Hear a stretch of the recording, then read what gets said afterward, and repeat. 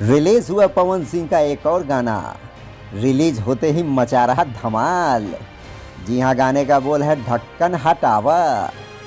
विस्तार से जानने के लिए आप हमारे चैनल पर बने रहें और पवन सिंह के सच्चे वाले फैंस हैं तो इसे लाइक सब्सक्राइब जरूर कर दें। जी हाँ, भोजपुरी सिनेमा को अपने धुन पर नचाने वाले पावर स्टार पवन सिंह का नया सॉन्ग आप लोगों के बीच रिलीज हो चुका है। इस गाने ने देखते ही देखते दर्शकों का ध्यान अपनी ओर खींच लिया है और इस गाने का टाइटल है ढक्कन हटावा।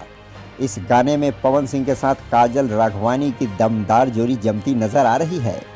आपको बता दें कि इन दिनों पवन सिंह का गाना बैक टू बैक रिलीज होते जा रही है और सभी गाना वायरल हो रहे हैं।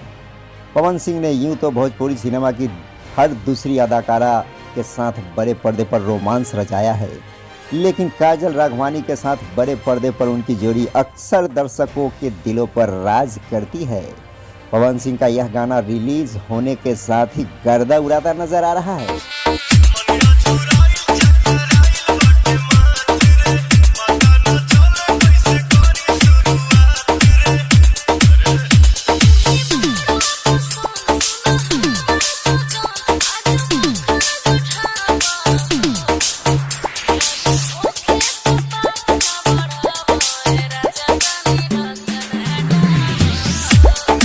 तो दोस्तों, पवन सिंह का यह गाना आपको कैसा लगा कमेंट में लिखकर ज़रूर बताइएगा और ताज़ा लेटेस्ट न्यूज़ पाने के लिए हमारे चैनल भोजपुरिया बिहार को लाइक सब्सक्राइब जरूर कर दीजिए।